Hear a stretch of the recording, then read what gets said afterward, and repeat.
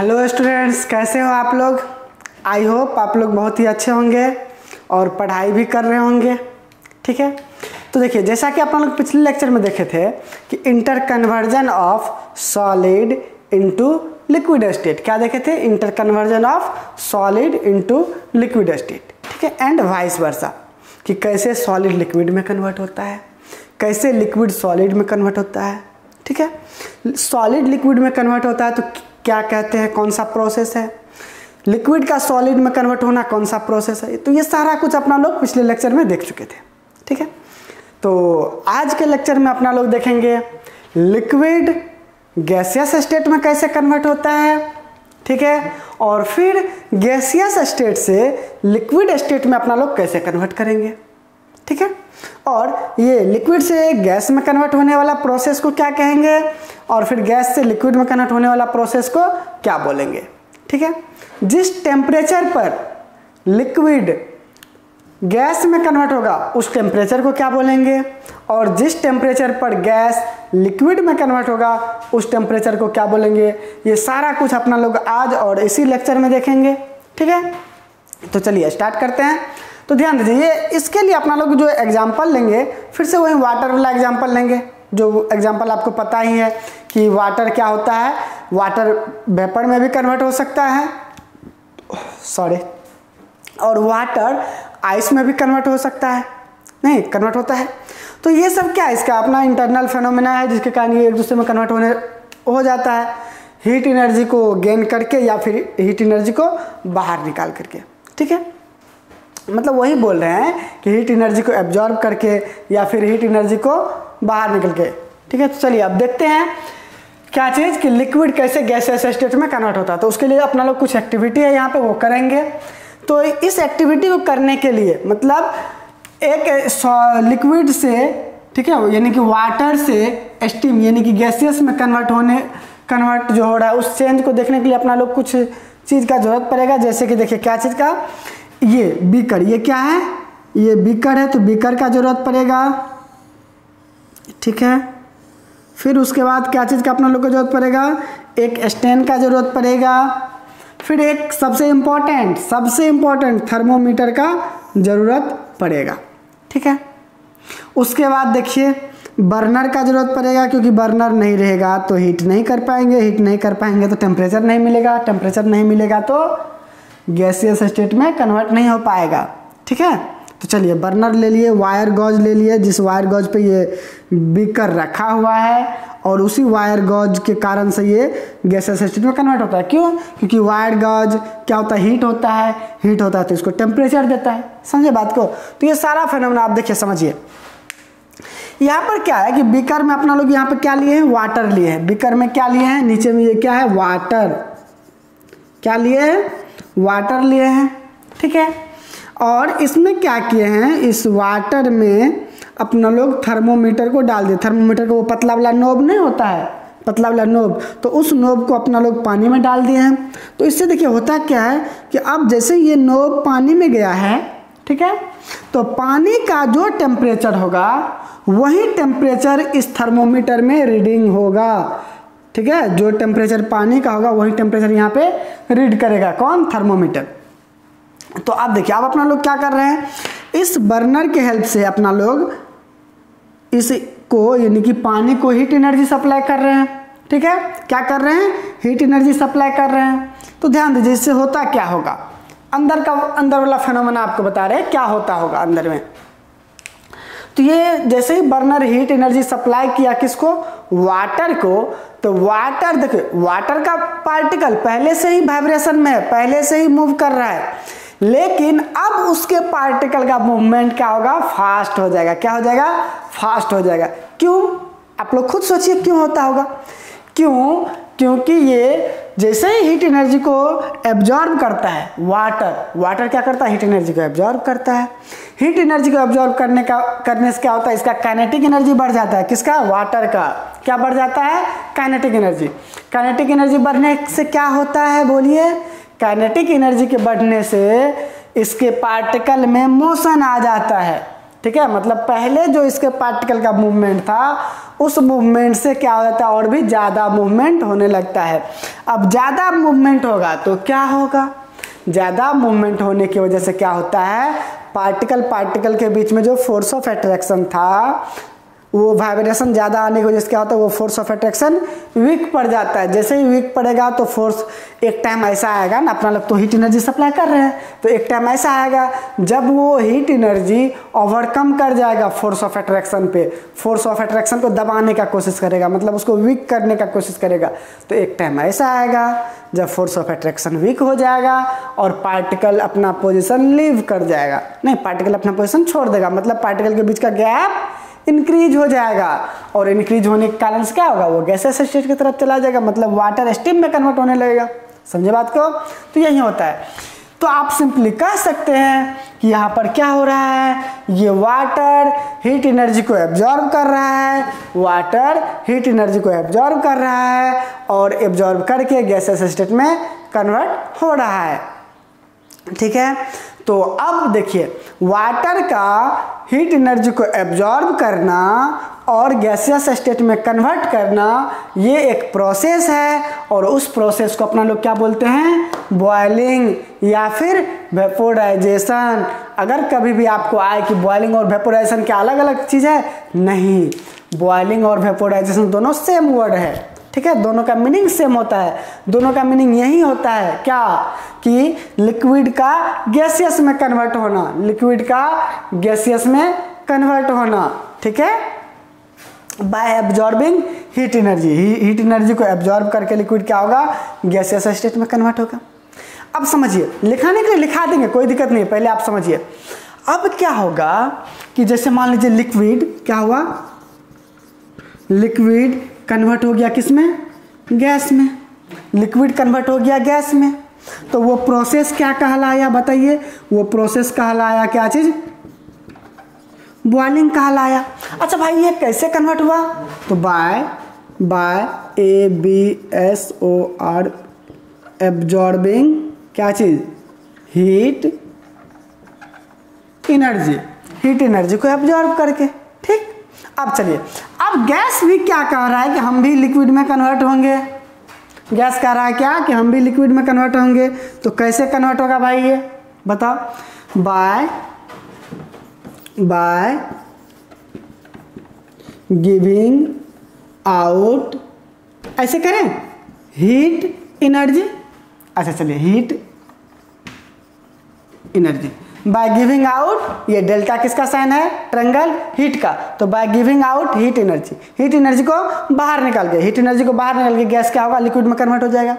तो उस प्रोसेस को क्या बोलिएगा बताइए, उस प्रोसेस को क्या बोलिएगा, यस उस प्रोसेस को क्या बोलिएगा,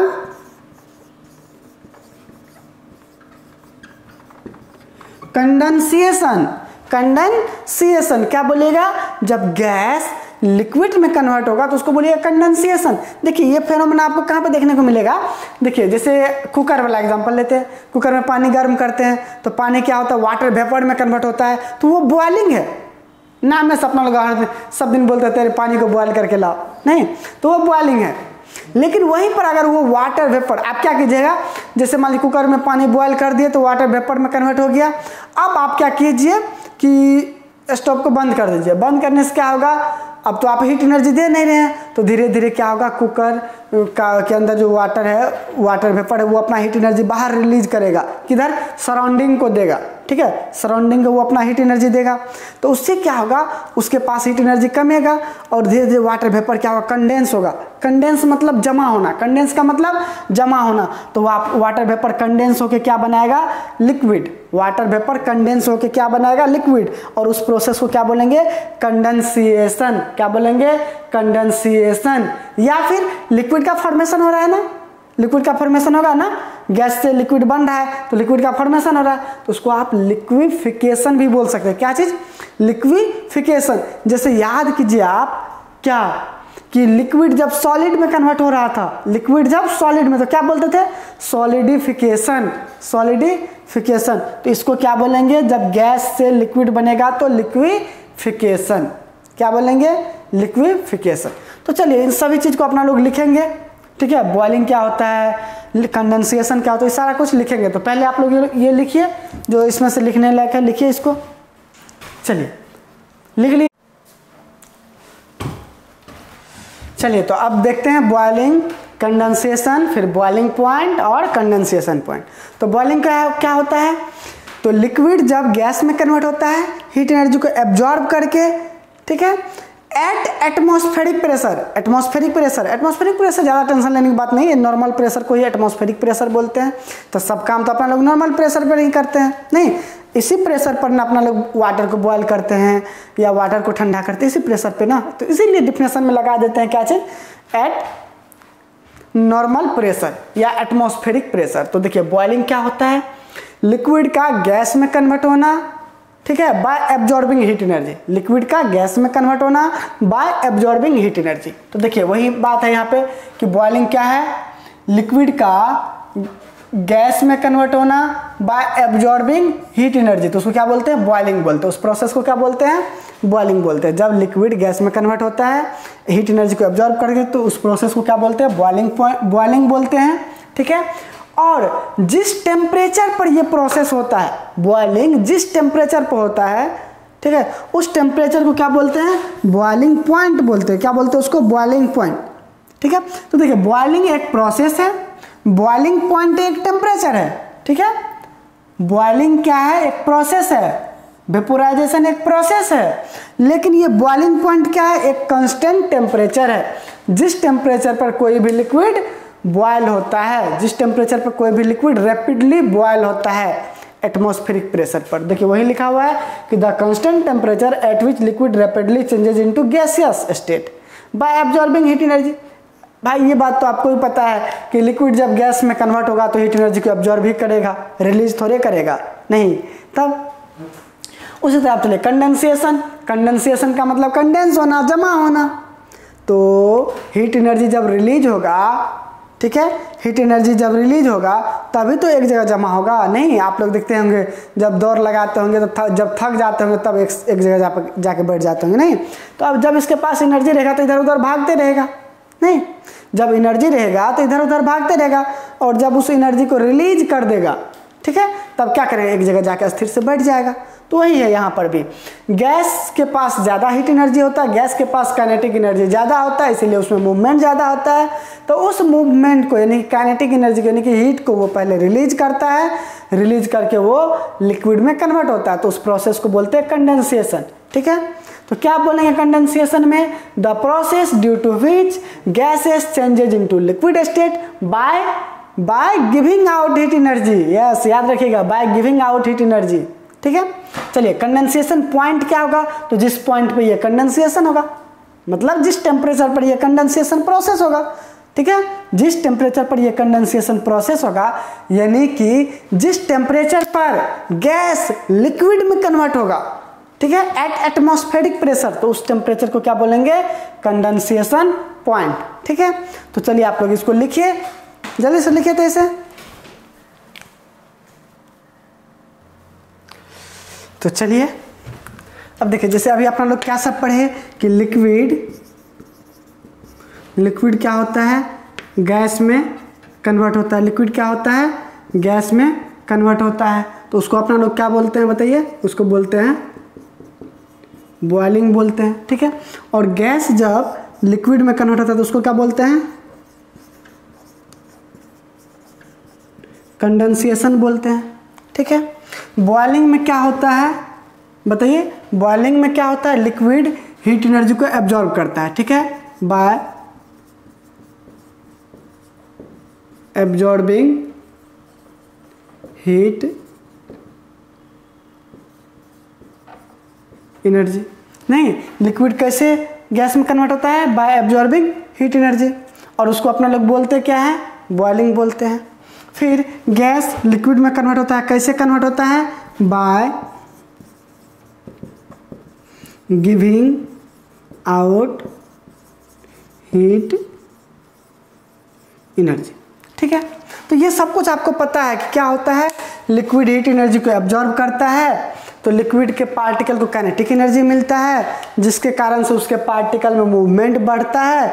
मूवमेंट बढ़ने के कारण से क्या होता है, जैसे जैसे अपना लोग हीट एनर्जी और देते जाएंगे तो पार्टिकल क्या होगा, ज़्यादा फास्ट मूव करेगा, जिसके कारण से क्या होता है, फोर्स ऑफ अट्रैक्शन कम होता है, वीक पड़ जाता है, और एक टाइम ऐसा आता है कि लिक्विड गैस में कन्वर्ट हो जाता है। ठीक है, देखिए वही यहाँ पे एक्सप्लेनेशन लिख दिए ताकि आपको अगर एग्जाम में पूछा जाए तो आप उसको लिख पाए सही तरीका से। देखिए क्या लिखा हुआ है कि when heat is supplied to water, ठीक है, जब अपना लोग वाटर को हीट सप्लाई करते हैं, आप लिक्विड समझिए, तो पार्टिकल्स स्टार्ट्स मूविंग फास्टर, तब क्या होता है, पार्टिकल मूव ज़्यादा फास्ट मूव करना शुरू कर देता है। अब ऐसे ऐसे अपना लोग क्या कर रहे हैं, हीट एनर्जी सप्लाई कर रहे हैं, तो एक सर्टेन टेम्परेचर होता है, एट अ सर्टेन टेम्परेचर, ठीक है, उस टेम्परेचर पर क्या होता है, वो पहुंच करके, ठीक है, पहुंच कर क्या करता है, पार्टिकल के पास उस टेम्परेचर पे क्या होता है, बहुत ज़्यादा एनफ हीट एनर्जी हो जाता है, जिसके वजह से क्या होता है, उसके बीच का फोर्स ऑफ अट्रैक्शन कम होता है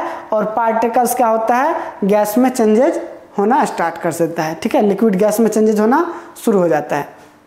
तो वही यहाँ पे लिखे हुए हैं कि at point is reached when the particles have enough energy to break the force of attraction.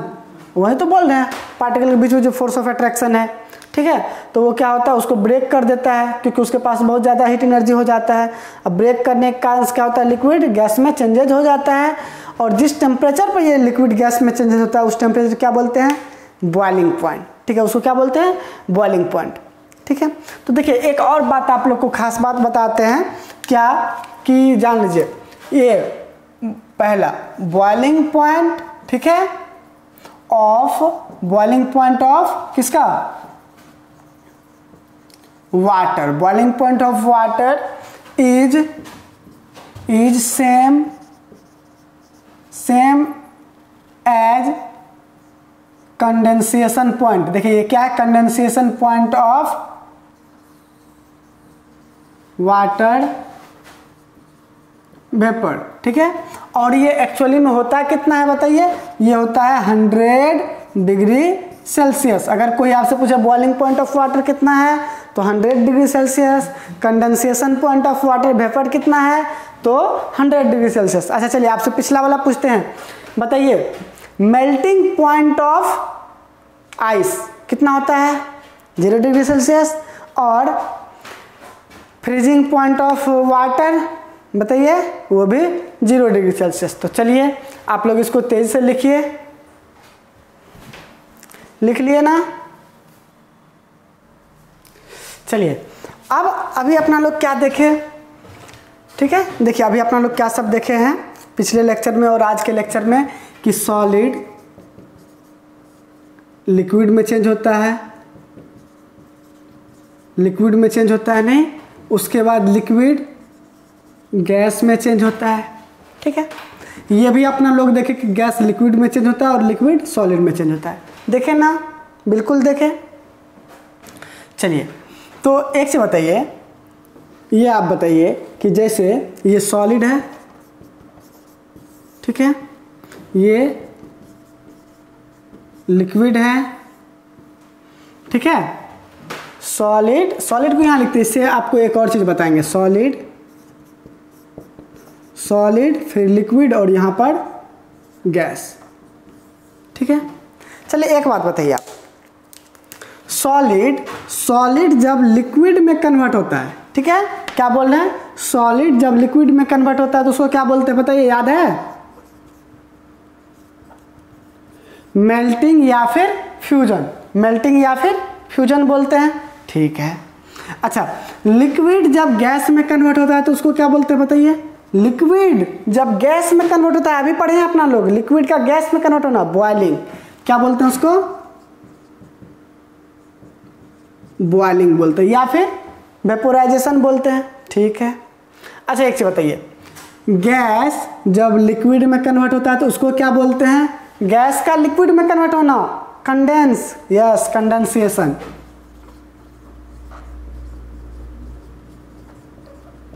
Condensation, ठीक है। अच्छा ये बताइए, लिक्विड का सॉलिड में कन्वर्ट होना क्या कहलाता है, लिक्विड का सॉलिड में फ्रीजिंग, यस क्या कहलाता है,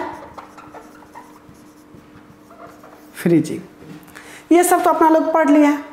तो अब बस एक लास्ट टॉपिक बचा हुआ है कि अगर सॉलिड डायरेक्ट गैस में कन्वर्ट हो, ठीक है, या फिर गैस डायरेक्ट सॉलिड में कन्वर्ट हो बिना लिक्विड स्टेट में कन्वर्ट हुए। लिक्विड स्टेट में उसको कन्वर्ट नहीं होना है, डायरेक्ट सॉलिड से गैस, गैस से सॉलिड, सॉलिड से गैस, गैस से सॉलिड, ठीक है। तो उसको क्या बोलेंगे? उसको बोलते हैं अपना लोग क्या चीज? सब्लिमेशन। क्या बोलते हैं? यहीं पे लिख दें, SUBLI, SUBLIMATION, सब्लिमेशन। क्या बोलते हैं उसको? सब्लिमेशन। क्या बोलते हैं? सब्लिमेशन। तो सब्लिमेशन कौन सा प्रोसेस है? सॉलिड का डायरेक्ट गैस में कन्वर्ट होना और गैस का डायरेक्ट सॉलिड में कन्वर्ट होना ही क्या कहलाता है? सब्लिमेशन। सॉलिड गैस में कैसे कन्वर्ट होगा? By heating. गैस सॉलिड में कैसे कन्वर्ट होगा? By cooling. समझ गए बात को? हीट करेंगे तो सॉलिड गैस में, कूल करेंगे तो गैस सॉलिड में, तो उस प्रोसेस को क्या बोलेंगे? सब्लिमेशन, ठीक है। और दूसरा बात देखिए, एक और चीज जानिए आप लोग। क्या? देखिए यहाँ पे ध्यान से देखिए, the solid which undergoes sublimation, जो भी सॉलिड सब्सटेंस सब्लिमेशन में पार्टिसिपेट करता है और फॉर्म करता है क्या चीज? Water vapour. कोई भी सॉलिड सब्सटेंस जब सब्लिमेशन प्रोसेस में पार्टिसिपेट करता है यानी कि डायरेक्ट वेपर में कन्वर्ट होता है, तो उस सॉलिड सब्सटेंस को अपना लोग बोलते हैं सबलाइम। क्या बोलते हैं? सबलाइम। देखिए, the solid which undergoes sublimation to form vapour is known as sublime. इस सॉलिड सब्सटेंस को सबलाइम बोलते हैं। समझे बात को? जैसे देखिए एग्जांपल में देखिए CAMPHOR, कैम्फर एक सबलाइम है, ठीक है। दूसरा देखिए, दूसरा क्या है? AMMONIUM, ammonium CHLORID, chloride. इसका फॉर्मूला क्या होता है? NH4Cl। ये भी एक सबलाइम है, ठीक है। क्यों? क्योंकि ये इसको जब अपना लोग हीट करेंगे तो वेपर्स में कन्वर्ट होगा डायरेक्ट, तो सब्लिमेशन प्रोसेस, और इस सब्सटेंस का नाम सबलाइम। अच्छा, एक चीज और, ये सब सब्सटेंस डायरेक्ट गैस में कन्वर्ट होता है, ठीक है। और कौन होगा? एंथ्रासिन। और कौन होगा? एंथ्रासिन, ठीक है। एंथ्रासिन। और कौन है? नेफ्थलीन।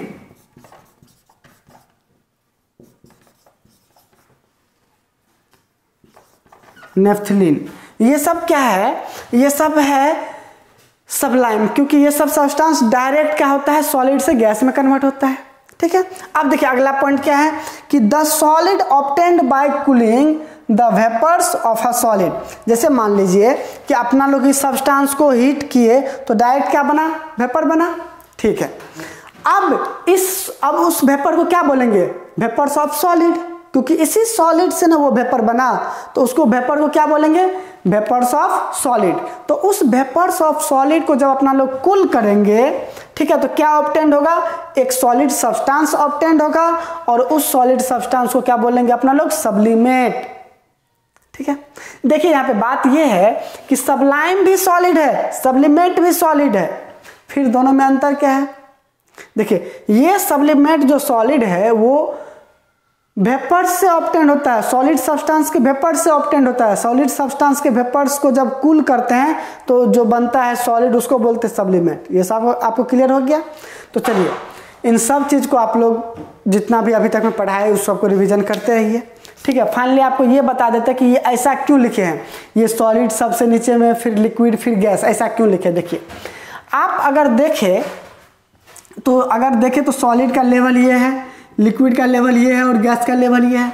आप देखिए तो हीट एनर्जी बढ़ रहा है। देखिए कैसे, यहाँ पे सॉलिड को हीट कर रहे हैं तो हीट एनर्जी ये गेन करके लिक्विड में पहुंचा, लिक्विड को जब हीट किए तो लिक्विड हीट करके लिक्विड हीट होकर गैस में पहुंचा। तो देखिए हीट एनर्जी की इंक्रीजिंग ऑर्डर में है, नहीं इसीलिए ऐसे लिखे हुए थे, ठीक है। मतलब ये हीट एनर्जी गेन करके लिक्विड में, फिर लिक्विड हीट एनर्जी गेन करके गैस में, फिर गैस हीट एनर्जी को लूज करके लिक्विड में, लिक्विड हीट एनर्जी को लूज करके सॉलिड में, इसलिए ऐसा किए थे, ठीक है। तो चलिए आज के लिए बस इतना ही, तो आप लोग इसको लिखिए। चलिए आज के लिए बस इतना ही।